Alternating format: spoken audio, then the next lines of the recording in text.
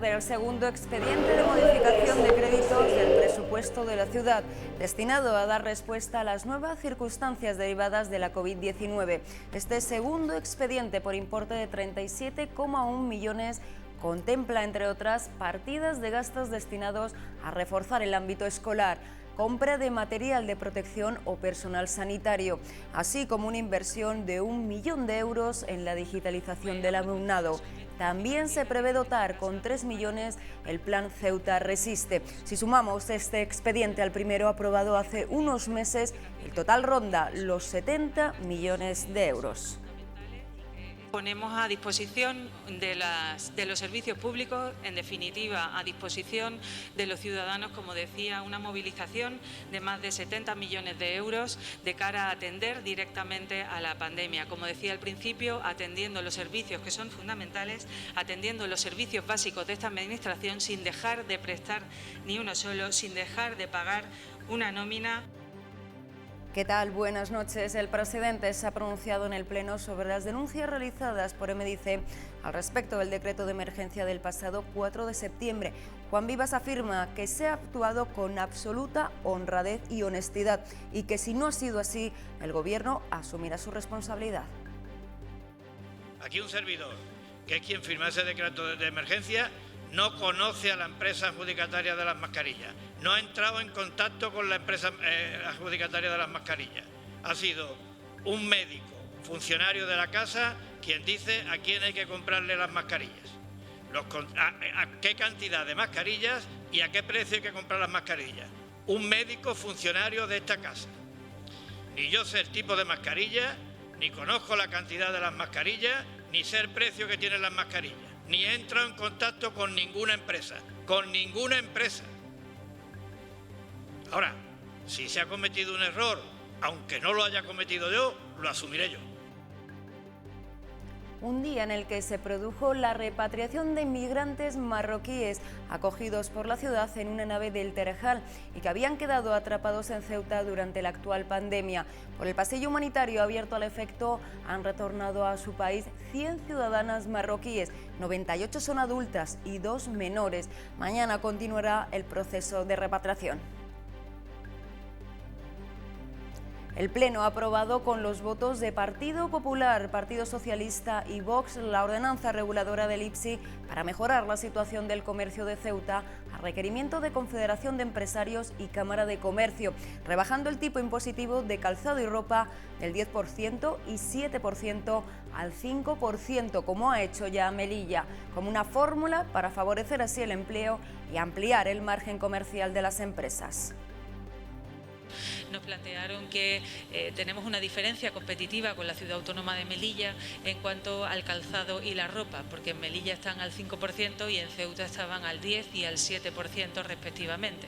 Nosotros creemos y entendimos esta reivindicación de la patronal porque entendíamos que puede ser una causa de deslocalización de nuestras empresas y de nuestras franquicias que se dedican a estos dos sectores fundamentalmente. Eso puede significar el cierre de estas empresas, puede significar que se pierda renta en nuestra ciudad y puede significar que se pierda empleo.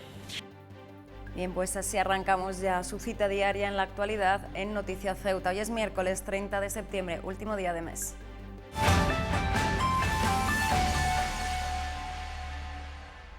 El BOE de hoy, miércoles, ha publicado la nueva prórroga del cierre de la frontera.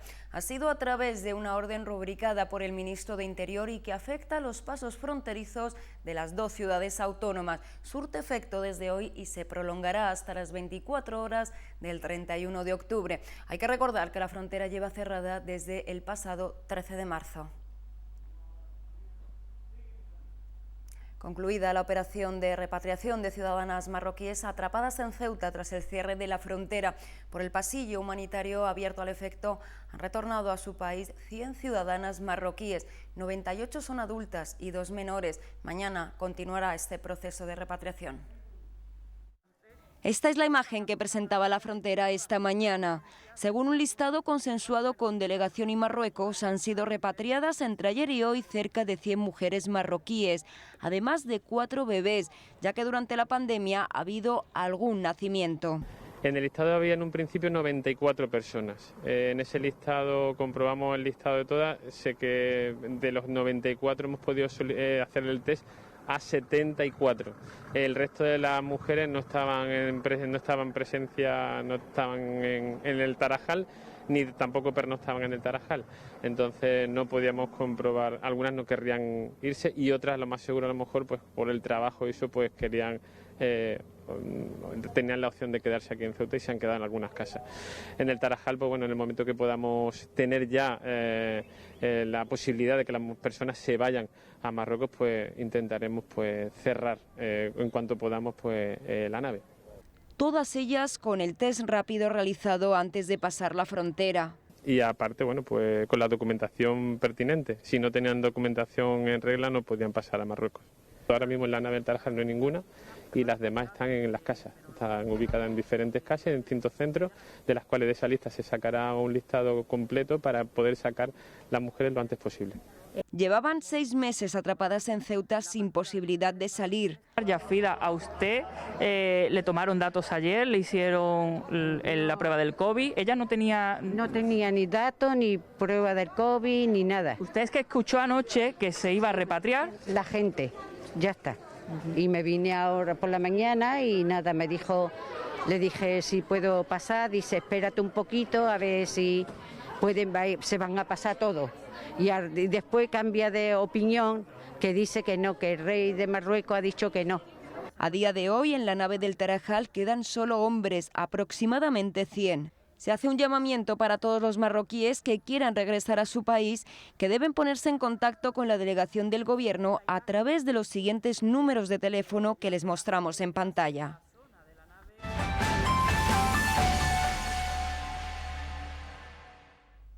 Luz verde al segundo expediente de modificación de créditos del presupuesto de la ciudad, destinado a dar respuesta a las nuevas circunstancias derivadas de la COVID-19.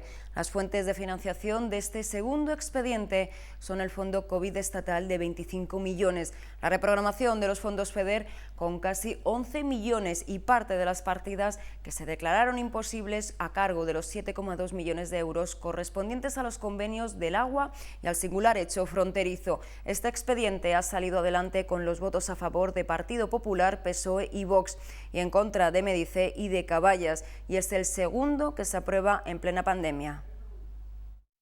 Ha sido gracias a que esta Asamblea puso en abril la primera piedra para el primer expediente de modificación de crédito. Ahora, si este expediente sale adelante, pondremos la segunda piedra y creo que también el Gobierno, un poquito, aunque sea un poquito, deben de reconocer que hemos sido capaces de poner en funcionamiento todos estos recursos y de movilizar a toda la Administración y toda la maquinaria administrativa, con la dificultad que también eso ha conllevado porque con el confinamiento la situación de trabajo de esta Administración ha sido verdaderamente complicada.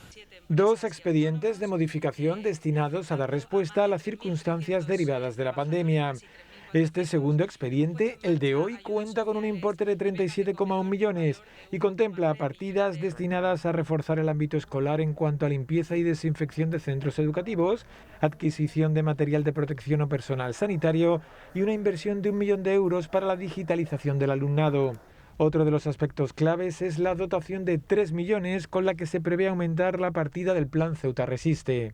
Se contempla también una partida de 250.000 euros para ayudas al colectivo de taxistas, así como para los hosteleros y comerciantes de la avenida Claudio Vázquez. Además, se ha previsto una partida de 450.000 euros destinada a ayudar al servicio de transporte urbano de autobuses para paliar la caída de ingresos originada por el estado de alarma. El capítulo 1 de personal también se suplementará con 1 millón de euros debido a la necesidad que ha habido de reforzar servicios esenciales a consecuencia de la pandemia, como policía local o residencias de mayores o menores, entre otros. De igual modo, se ha hecho preciso atender necesidades en determinadas áreas, como la atención a los menores y la recogida de basura y limpieza viaria.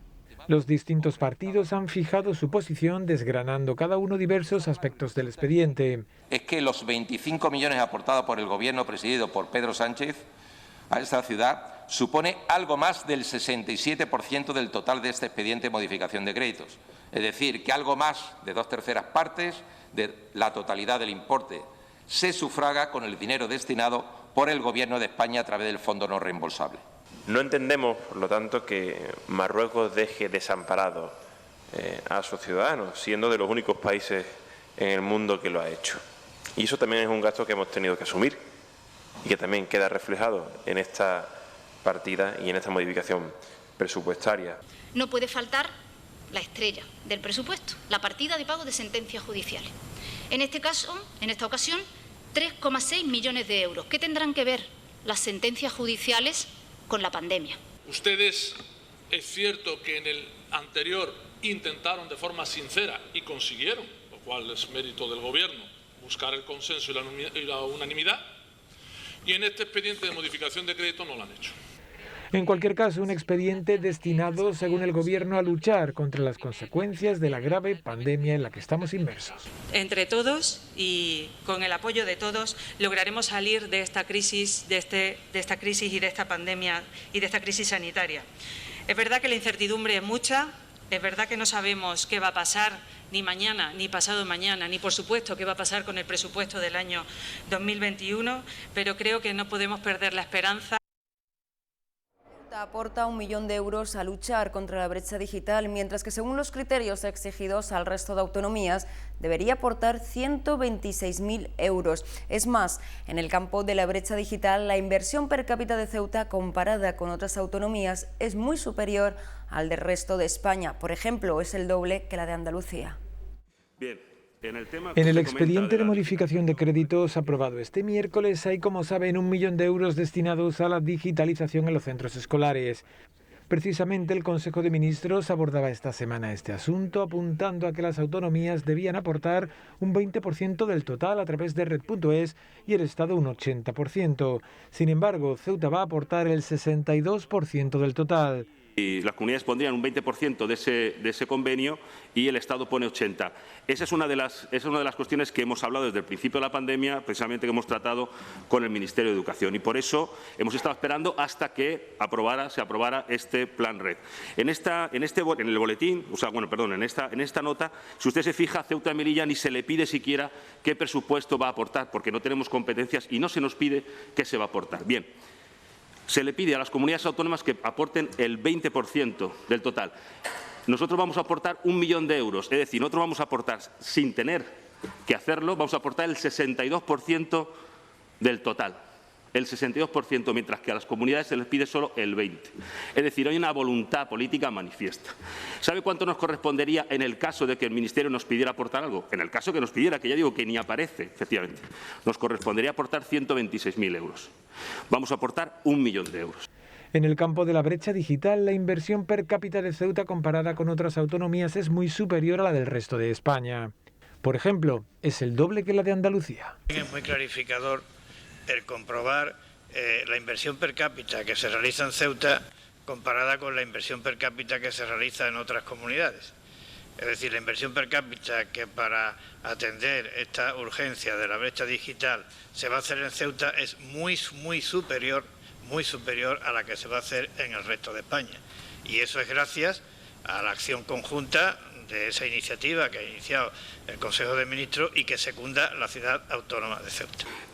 Para el caso de Andalucía serían unos 10 euros per cápita para la brecha digital y en el caso de Ceuta va a ser 20 euros per cápita, es decir, justo el doble de lo que se va a aportar en Andalucía.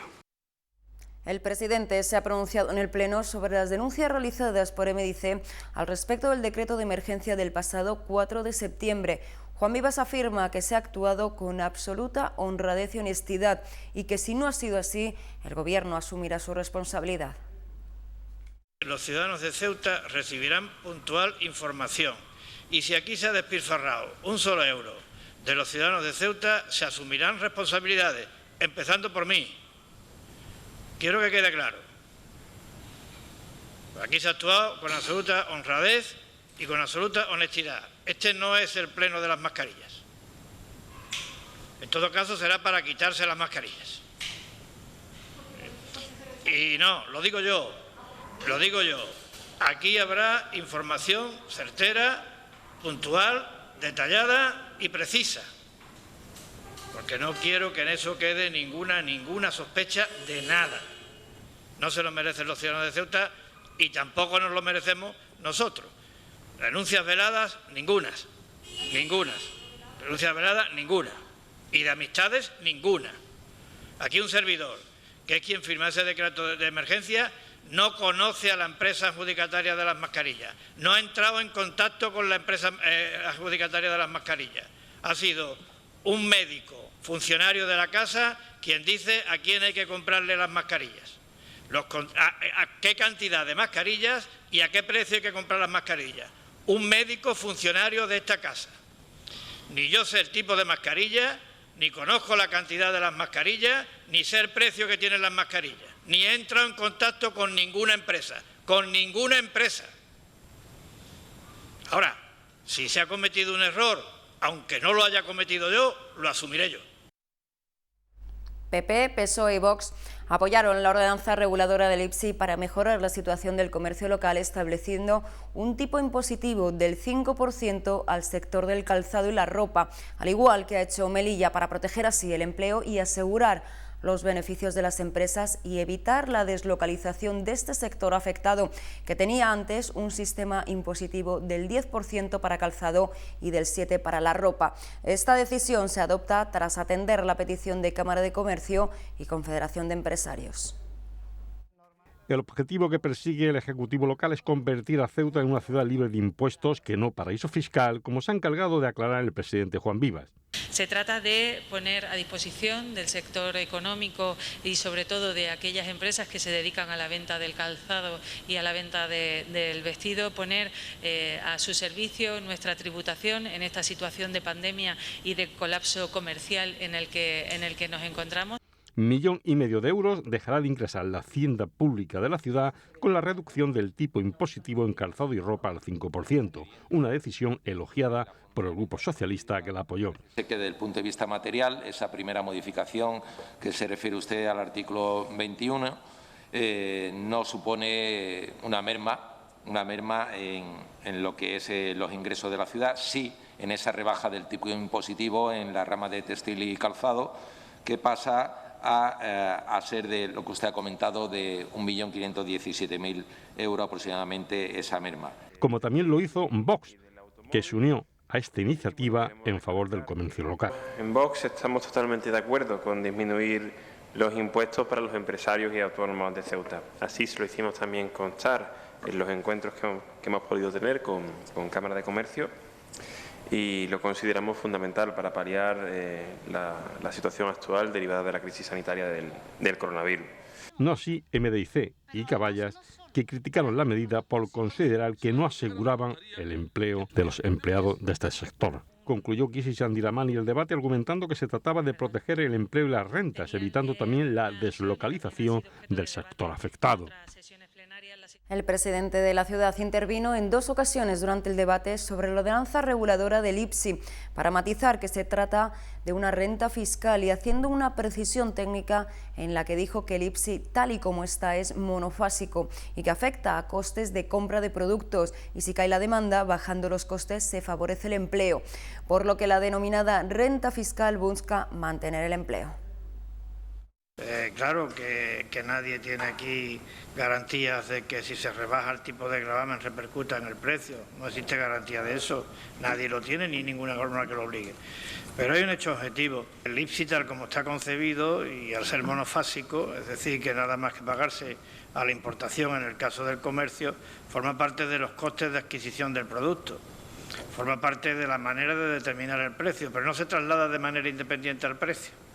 Luego, si hay una caída de demanda, como que ha quedado de manifiesto con motivo del cierre del bloqueo comercial por parte de Marruecos, más luego la pandemia, si se le abaratan los costes de adquisición a las empresas, también se está favoreciendo el empleo.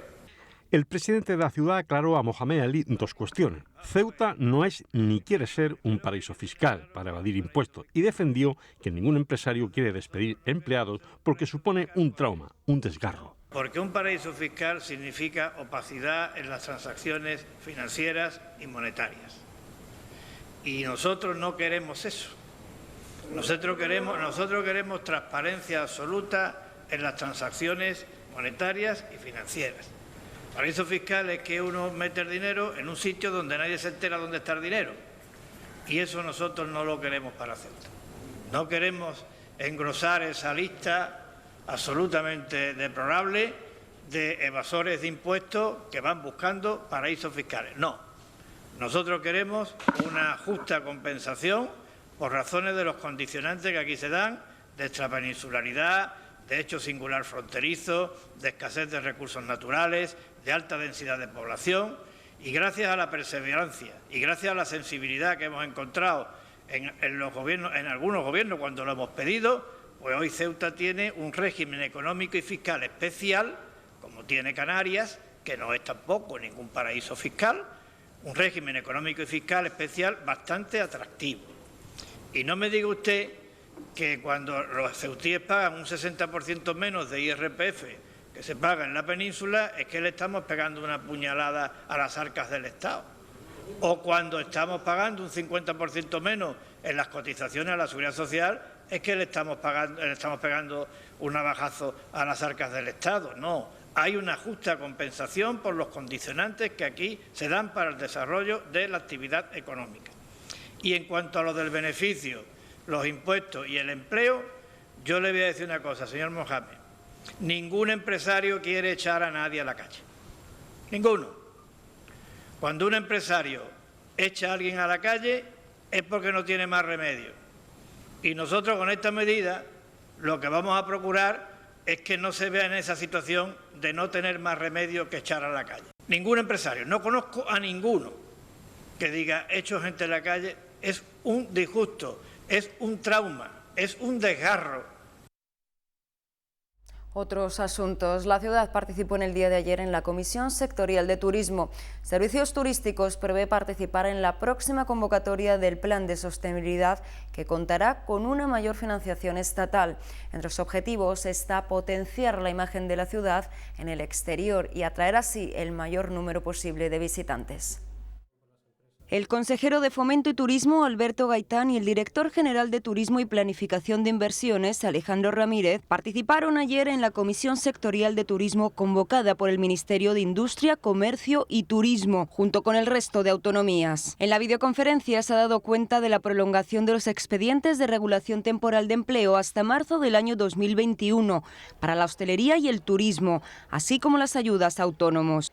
De igual modo, en la comisión se han analizado los 150 proyectos presentados en el marco de los planes de sostenibilidad y de los que finalmente solo se han aprobado 25 por causas presupuestarias. En ese sentido, y dentro de la planificación de objetivos para el año 2020-2021, la Consejería prevé participar en la convocatoria del próximo semestre, que en esta ocasión contará con una mayor financiación.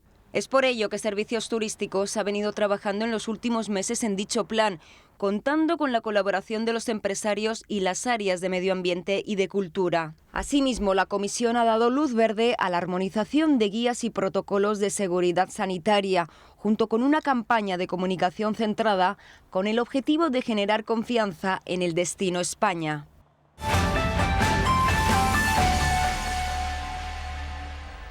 Otros asuntos en relación con el borrador del Acuerdo Interterritorial del Sistema Nacional de Salud que se ha debatido esta tarde. La Consejería de Sanidad se ha mostrado en absoluto desacuerdo en un comunicado de prensa de la ciudad.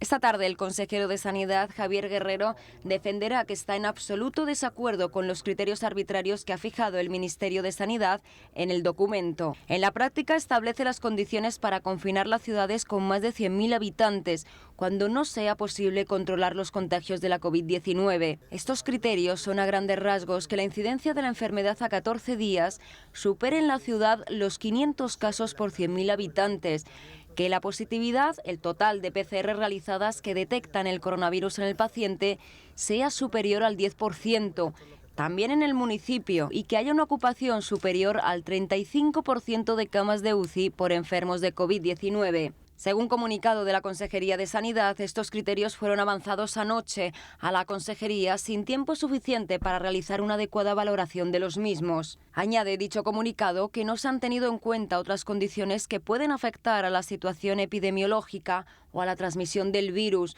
como la densidad de población, el incremento sostenido de casos o los casos positivos dentro del ámbito sanitario. De ahí que tras la reunión del pasado lunes entre la Ciudad Autónoma y la delegación del Gobierno para analizar la evolución de la pandemia en Ceuta, ya se concluyó la creación de un grupo técnico para adaptar cualquier medida que tome el Ministerio de Sanidad a las circunstancias específicas de nuestra ciudad. Por ejemplo, sin llegar a los 100.000 habitantes, tiene una de las densidades de población más elevadas de España. Hoy contamos con 16 nuevos positivos de COVID-19 y se han confirmado 2 nuevos curados. En el hospital a día de hoy hay 15 personas, 10 en planta y 5 en la UCI. El número de casos activos de COVID-19 en nuestra ciudad es de 178. Y la actualización de los casos a día de hoy, los centros escolares, es de 9 docentes que han dado positivo por COVID, 76 docentes confinados y 3 entre el personal no docente, 16 alumnos positivos en COVID-19, 409 alumnos confinados y 13 grupos cerrados por positivo. En relación a los centros con grupos cerrados a fecha de hoy, 3 en el Colegio San Agustín, 2 en el García Lorca, 1 en el Ramón del Valle Inclán, otros en Reina Sofía, así como en Rey Juan Carlos I y 2 en el Instituto Almina. Por último, 1 en el Luis de Camoens y 2 en el Siete Colinas. Otros asuntos. Aprovechando un receso en el pleno de esta mañana, el presidente de la ciudad, Juan Vivas, ha visitado a las 12 el puesto que la Asociación Española contra el Cáncer ha instalado en la avenida Sánchez Prado, a las puertas del Palacio de la Asamblea, con motivo de su jornada de cuestación. Hoy había que estar aquí para poner de manifiesto la extraordinaria labor que se realiza desde la asociación y para dejar clara constancia de que el COVID nos está afectando a todos y también tiene una incidencia muy notable de manera indirecta en el cáncer, porque aplaza tratamientos, aplaza hospitalizaciones, estresa los servicios hospitalarios.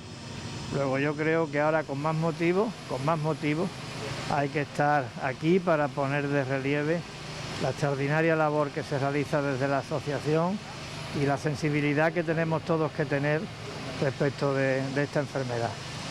Así es que muchísimo ánimo, mi más sincera felicitación y que sigáis dando ejemplo de compromiso cívico y de solidaridad por el bien de todos. Otros asuntos. La Fundación para la Formación de la Organización Médica Colegial presenta este jueves a las 11 de la mañana su curso de rastreo COVID-19, vigilancia de casos y contactos, una formación que busca mejorar de forma rápida y práctica las competencias para mejorar las diversas situaciones de pacientes que han enfermado o que han dado positivo en las pruebas. El Colegio de Médicos de Ceuta participa en las jornadas y apoya la iniciativa, presentando este curso a sus colegiados como una formación muy útil en los tiempos que vivimos. La presencia de botellones en las calles de Ceuta supone un importante foco de potencial contagio y transmisión del COVID-19 entre la población, principalmente joven. Constituye una actividad insalubre para los vecinos y además favorece el consumo de alcohol entre los jóvenes y los menores. Es por ello que desde las entidades empresariales de Ceuta reiteran la necesidad de aplicar las medidas necesarias para combatir esta práctica en nuestra ciudad. La Cámara de Comercio respalda la aplicación de medidas para combatir el botellón en nuestra ciudad. Esta entidad apunta a reforzar la publicidad institucional dirigida a los jóvenes sobre el botellón como potencial vehículo de expansión de la pandemia y los perjuicios que supone el consumo de alcohol. Apunta también a reforzar el control policial y a desarrollar una normativa que impida, como ocurre en el resto del país, la venta de alcohol a partir de las 10 de la noche. Por último, los empresarios animan a los ceutíes a denunciar los casos en los que se celebran botellones o fiestas que superen el número permitido en las viviendas de sus comunidades, así como en las plazas o calles de nuestra ciudad. En el día de hoy se ha firmado un contrato entre el IMSERSO y la Academia ECOS para la puesta en marcha de una aula de apoyo a la integración sociolaboral para personas con discapacidad en Ceuta. De estas actividades se beneficiaron inicialmente 150 personas, grupo que se fue ampliando conforme algunos de sus integrantes encontraban trabajo hasta llegar a un total de 173 personas. La mayor parte, el 65%, eran mujeres. Las personas destinatarias han de tener entre 18 y 60 años, con al menos un 33% de discapacidad y sin empleo. Al finalizar el programa se produjo la incorporación al mercado laboral de 37 personas y la edición de este año del aula se verá muy marcada por la situación epidemiológica en la que nos estamos moviendo. La Academia ECOS ha sido la adjudicataria por un importe de 139.524 euros. La delegada del Gobierno y Endesa firma mañana un convenio para hacer frente a la brecha digital. Se enmarca en la segunda fase del Plan de Responsabilidad Pública de Endesa frente al COVID y prevé la entrega de ordenadores portátiles y la realización de cursos de formación en 17 centros educativos, del que se beneficiarán 345 alumnos.